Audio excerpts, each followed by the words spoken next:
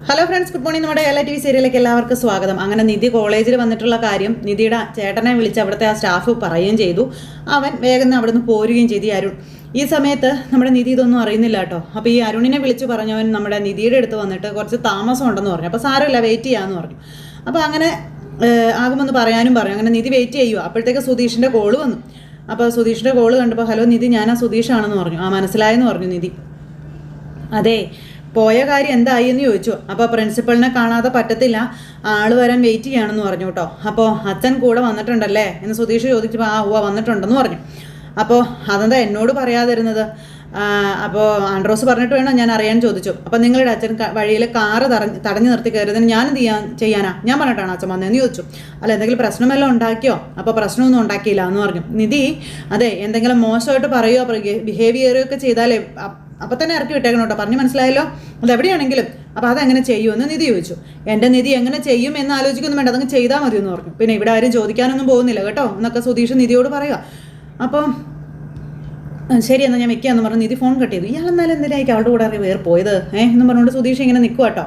അപ്പോഴേക്കും കൂട്ടുകാരെയൊക്കെ കണ്ടു എല്ലാവരോടും വർത്താനമൊക്കെ പറഞ്ഞുകൊണ്ട് നിൽക്കുമ്പോഴത്തേക്കും അവിടുത്തെ ആ മേഡം ഇറങ്ങി വന്നു. അപ്പോൾ ഇന്ന് അദ്ദേഹം വരില്ല, എന്തോ പേഴ്സണൽ ആവശ്യത്തിന് ഔട്ട് ഓഫ് സ്റ്റേഷൻ ആണെന്നാണ് പറഞ്ഞതെന്ന കാര്യം പറയുക നിധിയോട്. ആ മേഡം 3-4 ദിവസം കഴിഞ്ഞേ വരുള്ളൂ എന്ന് മെയിലുണ്ടായിരുന്നു എന്നും പറഞ്ഞു. അപ്പോൾ എനിക്ക് എന്തെങ്കിലും സർട്ടിഫിക്കറ്റ്സ് കിട്ടുമോ? ഞാനിനി എന്നാ വരേണ്ടതെന്ന് ചോദിച്ചു. അതിന് ചില പ്രൊസീജിയേഴ്സും കാര്യങ്ങളൊക്കെ ഉണ്ട്.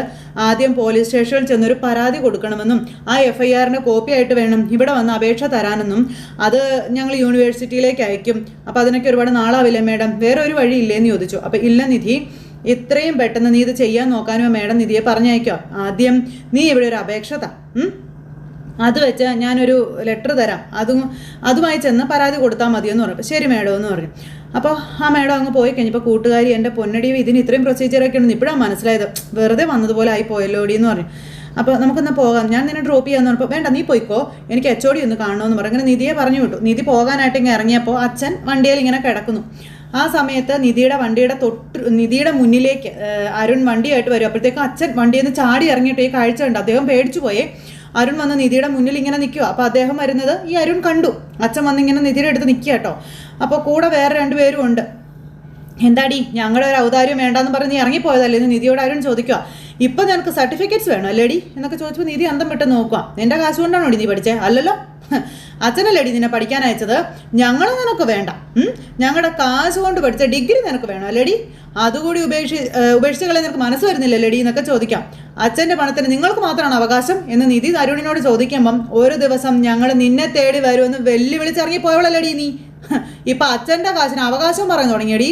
എന്താടി ആ ഡ്രൈവർ നിന്നെ നടുറോട്ടിൽ ഉപേക്ഷിച്ചോടി എന്നൊക്കെ അരുണിനെ ചോദിക്കുക. അപ്പം ഞാൻ നിങ്ങളുടെ വീട്ടുപടിക്കൽ ഭിക്ഷ തേടി വന്നതൊന്നും അല്ല, ഞാൻ പഠിച്ച എൻ്റെ കോളേജിലേക്ക് എൻ്റെ സർട്ടിഫിക്കറ്റ്സ് തേടി വന്നതാണെന്ന് നിധി പറയാം. നിങ്ങൾ അനാവശ്യമായി എന്നെ തേടി വന്ന് വഴക്കുണ്ടാക്കാൻ നോക്കുന്നത് എന്ന് പറയുമ്പോൾ അന്ന് നിന്റെ സർട്ടിഫിക്കറ്റ് കത്തിച്ച് കളയുമ്പോഴേ ഞാൻ ഉറപ്പിച്ചതാടി, ഒരു കാലത്തും നിനക്ക് സർട്ടിഫിക്കറ്റ് തിരിച്ചു കിട്ടാൻ പാടില്ല എന്നുള്ളത് എന്ന് അരുൺ പറയണം. അച്ഛനെ അമ്മയും മറ്റു കുടുംബക്കാരെ നാണം കടത്തിപ്പോട്ടെ, നിനക്ക് മാത്രം എല്ലാം ശരിയായി നടക്കണോ ലേഡി എന്ന് ചോദിച്ചുകൊണ്ട് അരുൺ നിധിയോട് ദേഷ്യപ്പെടുന്നു. ഇല്ല, ഈ ജന്മത്ത് നിനക്ക് സർട്ടിഫിക്കറ്റ് കിട്ടാൻ പോകുന്നില്ല എന്ന് പറഞ്ഞു. താൻ ആരാണെന്നാണോ തൻ്റെ വിചാരം എന്ന് അരുണിനോട് നിധി ചോദിച്ചു.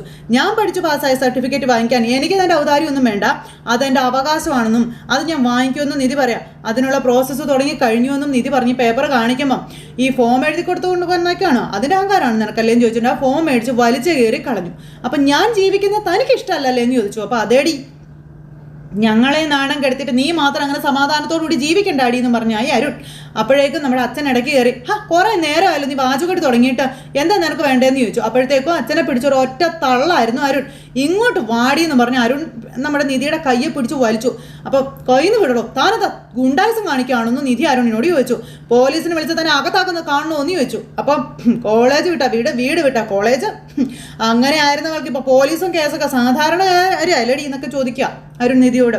എടി നിന്നെക്കുറിച്ച് ഓർക്കുമ്പോഴേ നാണക്കേട് കൊണ്ട് തൊലി ഉരിഞ്ഞു പോവാന്ന് പറഞ്ഞു. അപ്പോൾ വായ അടയ്ക്കടോ എന്ന് നിധി പറഞ്ഞു. താനും കോളേജിൽ പോയി പഠിച്ചോർത്തന്നല്ലേ ഇങ്ങനെ വൃത്തികെട്ട രീതിയിൽ ഒരു തെരുവ് കൊണ്ടേ പോലെ പെരുമാറാൻ തനിക്ക് നാണം തോന്നിയില്ലെന്ന് ചോദിക്കുമ്പോൾ ഇനിയും ഇവിടെ അടിച്ചതിൻ്റെ പല്യം കൊഴിക്കുമെന്ന് പറഞ്ഞുകൊണ്ട് കൈ ഓങ്ങി അരുൺ. ഞങ്ങളെ നാണം കെടുത്താൻ ഇനി ഈ നാട്ടിലേക്ക് വന്നു പോയിക്കരുത്, പോടി അവിടെ നിന്നൊക്കെ പറഞ്ഞു പറയുമ്പോൾ അനിയ നാട് മുഴുവൻ തനിക്ക് സ്ത്രീധനം കിട്ടിയതാണോ എന്ന് ചോദിച്ചു. ഞാൻ എൻ്റെ സർട്ടിഫിക്കറ്റ്സ് വാങ്ങിക്കാൻ വേണ്ടി വന്നതാ, എന്നെ കാണാൻ തനിക്ക് വൈകില്ല, താൻ വീട്ടിനകത്ത് പോടോന്ന് പറഞ്ഞ് തീർന്നപ്പോഴത്തേക്ക് നിധിയുടെ ചെവിക്കല്ല് നോക്കി ഒരൊറ്റ അടിയായിരുന്നു അരുൺ. അപ്പോഴേ അച്ഛൻ ഇടയ്ക്ക് കയറി അരുണിനെ തള്ളി മാറ്റി പോക്കൃത്തരം കാണിക്കുന്നോടോ എന്ന് ചോദിച്ചു. ഒരു പെൺകുട്ടി തല നാണില്ലടാ നിനക്കെന്ന് ചോദിക്കുമ്പം ആ ഡ്രൈവറെ തന്തയുടെ തന്തയിലൂടെ താൻ കുറേ കാലം ജയിലിൽ കിടന്ന കൊലപ്പുള്ളി എന്ന് അരുൺ ചോദിക്കുമ്പോൾ ആഹാ അതേടാ ഭാസ്കരൻ കൊലക്കുറ്റത്തിന് ജയിലിൽ കിടന്നിട്ടുണ്ട്. പക്ഷേ ഇമാതിരി പോക്കൃത്തരം ജീവിതത്തിൽ ഒരിക്കലും കാണിച്ചിട്ടില്ലടാ. ഞാൻ ഇവിടെ അടിക്കും കൊല്ലും, താൻ എന്ത് ചെയ്യുമെന്ന് ചോദിച്ചു. എന്ത് ചെയ്യുമെന്ന് ഇപ്പം ഞാൻ എന്ത് ചെയ്യുമെന്നോ എന്ന് ചോദിച്ചുകൊണ്ട് തിരിച്ച് അരുണിൻ്റെ ചെവിക്കല്ല് നോക്കി അദ്ദേഹം ഒരടിയും കൊടുത്തു. അടിച്ച് ചെപ്പാക്കൂരി തിരിക്കൂടാ ഞാൻ. അപ്പോൾ താൻ ആരെ തല്ലിയെന്ന് അറിയാമെന്ന് ചോദിച്ചു. കൂടെ വന്നവൻ നേരക്കെട്ട് കണ്ണോടാന്ന് ചോദിച്ചിട്ട് അവനിട്ടും കൊടുത്തു അച്ഛൻ. പിന്നെ അടി ഇടി അങ്ങോട്ടും ഇങ്ങോട്ടും അടിയൊക്കെ ആയി. ആൻഡ്രൂസേ മോളെ കൊണ്ട് വണ്ടി കയറാമെന്ന് പറഞ്ഞു. അപ്പോഴേക്കും അരുൺ വന്ന് അച്ഛനെ പിന്നെയും കൈവച്ചു. പിന്നെ ഉന്തായി തള്ളായി അദ്ദേഹത്തിനെ ഇങ്ങനെ പിടിച്ചു നിർത്തിയിരിക്കുക. അപ്പം നീതി തൊട്ടരികിൽ ഇങ്ങനെ നിൽക്കുന്നു. ആ സമയത്ത് കത്തിയായിട്ട് അരുൺ വരുക. അരുൺ വന്നിട്ട് അദ്ദേഹത്തിനിട്ട് ഇങ്ങനെ കുത്താനായിട്ട് അങ്ങനെ കുത്തി. അപ്പോഴത്തേക്ക് നീതി അയ്യോ എന്നും പറഞ്ഞുകൊണ്ട് ഇങ്ങനെ നിൽക്കുക കേട്ടോ. എന്തായാലും ഭാസ്കരേട്ടനെ ഇവൻ കുത്തി. ആ ഒരു സമയത്ത് നോക്കുമ്പോൾ എന്താ നമ്മുടെ ഭാസ്കരേട്ടൻ, അതായത് സുധീഷിൻ്റെ അച്ഛൻ, ഇവൻ കുത്താൻ വന്ന കത്തിയിൽ പിടിച്ചു. ആ കൈ ഇങ്ങനെ മുറിഞ്ഞ് ചോര ഇങ്ങനെ ഒഴുകിക്കൊണ്ടിരിക്കുക. തലനാരിഴയ്ക്കാണ് രക്ഷപ്പെട്ടെന്നുള്ള രീതിയിൽ.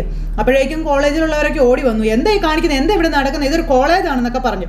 അപ്പോൾ നിങ്ങളുടെ തെരുവ് യുദ്ധമൊന്നും ഇവിടെ വേണ്ട, ഞങ്ങൾ പോലീസിനെ വിളിക്കുമെന്നൊക്കെ പറഞ്ഞു. അടിയന്മാർക്ക് കോളേജിന് വെളിയിൽ ഇറങ്ങി പോകാൻ നോക്കണോ എന്നൊക്കെ പറഞ്ഞു.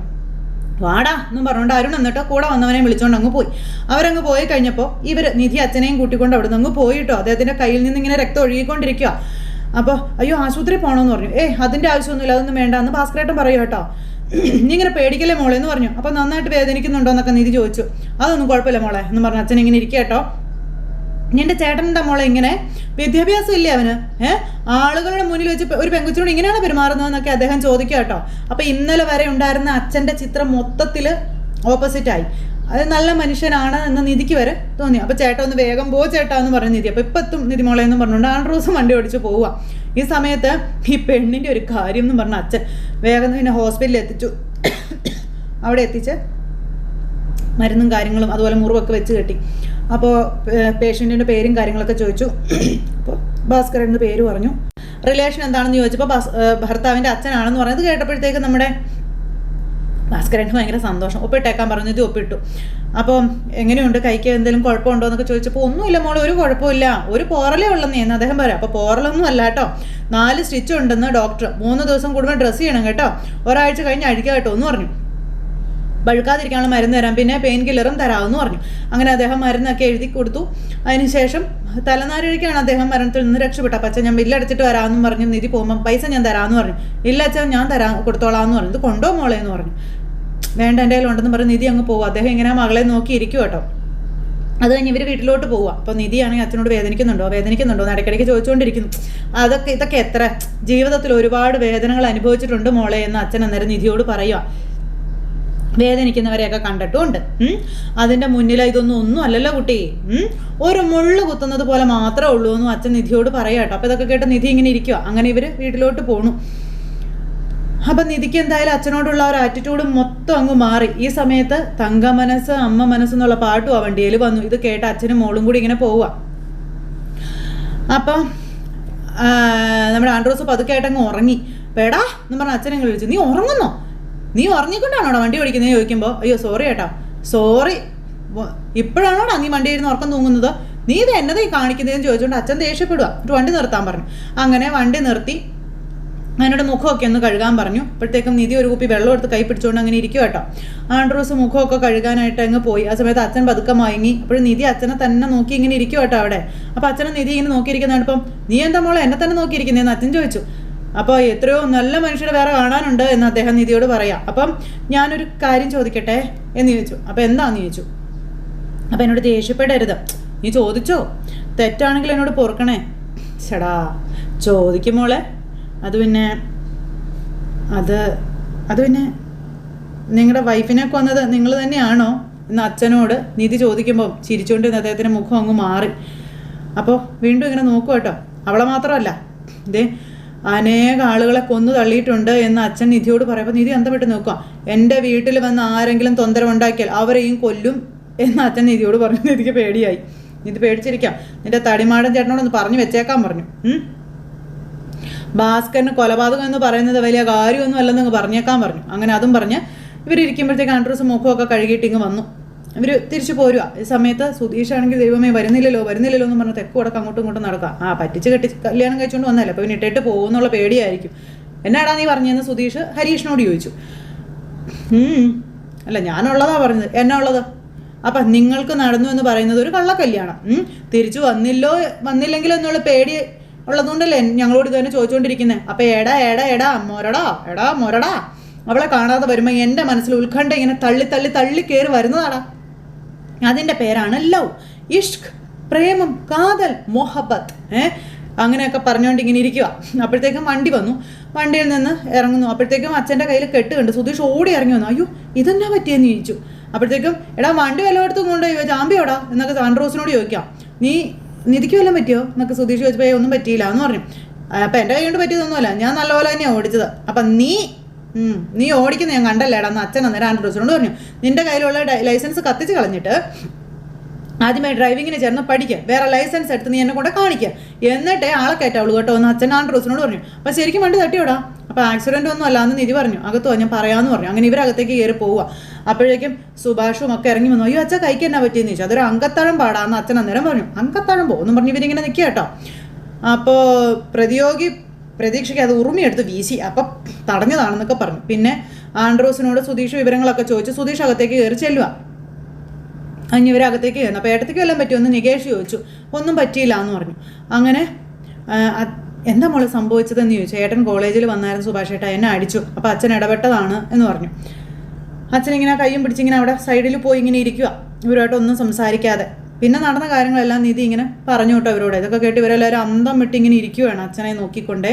അപ്പോൾ അങ്ങനെ ആ ഒരു സിറ്റുവേഷനും കാര്യങ്ങളൊക്കെ കാണിച്ചുകൊണ്ടാണ് ഇന്നത്തെ നമ്മുടെ കഥ അവസാനിച്ചിട്ടുള്ളത്. അപ്പോൾ ആരും തന്നെ മിസ് ചെയ്ത് കളയരുതിട്ട് എല്ലാവരും കാണണേ. എല്ലാവർക്കും നല്ലൊരു ദിവസം ആശംസിക്കുന്നു. അടുത്ത സൂപ്പർ ഹിറ്റ് കഥയുമായി കാണുന്നത് വരെ എല്ലാവർക്കും നന്ദി. സ്വീകരിക്കാൻ. Take care. ബൈ ടാറ്റാ.